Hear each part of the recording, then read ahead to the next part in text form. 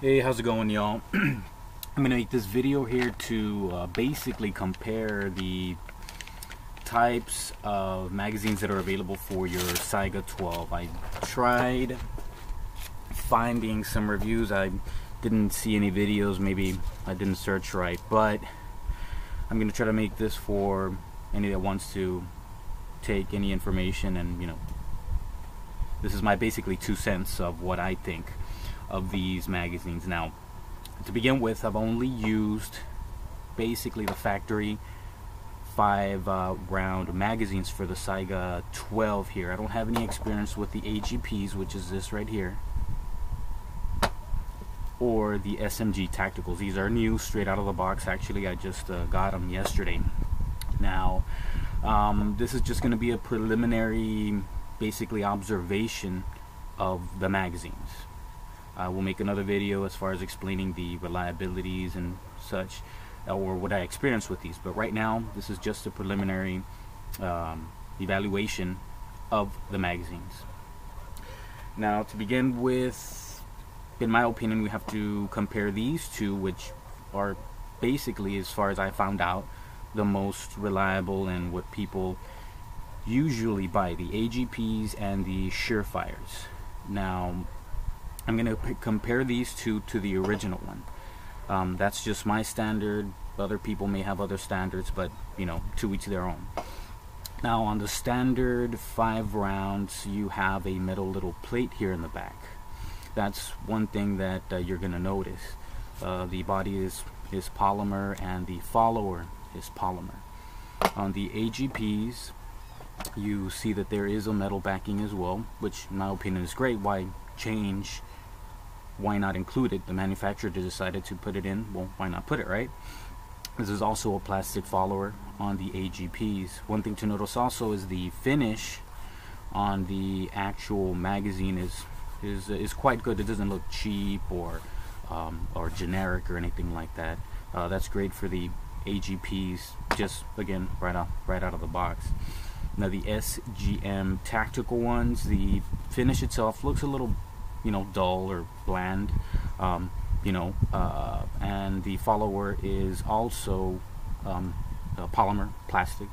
It doesn't have a metal backing plate though. Will that be a reliability issue? Will it break later on?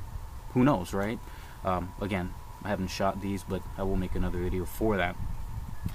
Now, what I don't like about the AGPs right off the bat, and again, this has nothing to do with the reliability because again, I have no experience with it so far, is that if you can tell, it has screws. Now, these screws basically indicate that it's a 2-piece magazine. Now, compared to the SGM, tactical, it is a 1-piece, and that's what I like. Now, as far as size, the SGM tactical one is slightly a little longer. They're both 10-round magazines. Maybe it's due to the fact that the follower, it's a little thicker, and plus also it has these little ribs in case you want to hack the actual magazine and make it shorter for a lesser amount of rounds. In my opinion, if you wanted a shorter magazine, you would have bought one, a 5-rounder, 8-rounder, what have you. But to each their own. You have at least that option. That's great. Again, one thing that I do appreciate though from SGM Tactical is that they have like a little piece of paper letting you know about the 922R compliance, and basically that tells you if your gun is not 922R compliance, basically you can't shoot these high capacity magazines in it. Do appreciate that because new to the Saiga 12 world, if you're not informed of that law, then you could be you're basically breaking the law. Now, on the AGPs, I didn't have any warning, so again, this is just a quick evaluation of what I got out of the box, my opinion only. So moving along here, I do show here that on the stock magazine for the Saiga 12, the follower has no movement at all. AGP, little minimal movement.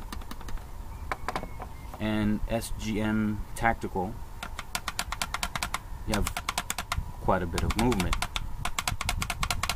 Now I have a box of shells here, birdshot rounds, so what I'm going to do is load these up to see if it translates to maybe some possible issues. Again, preliminarily evaluation, nothing indicative of the reliability.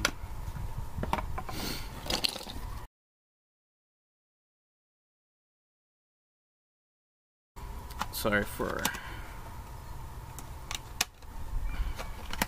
that here.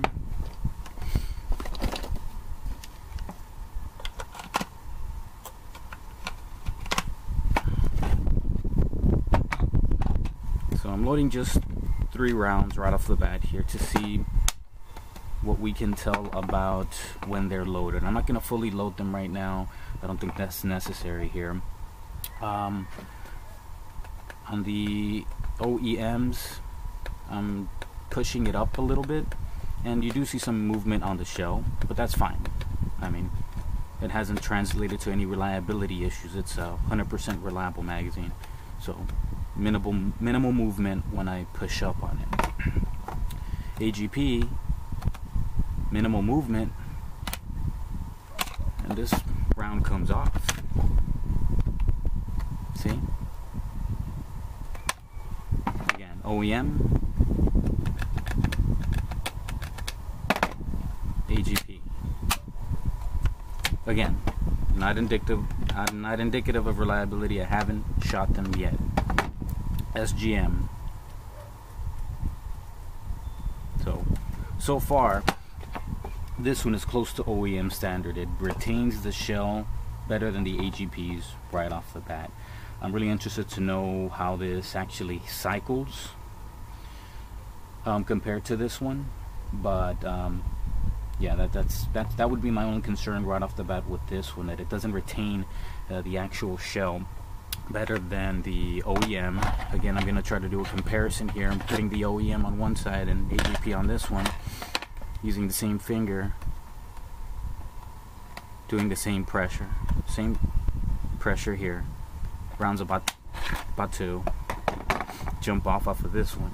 OEM, SGM.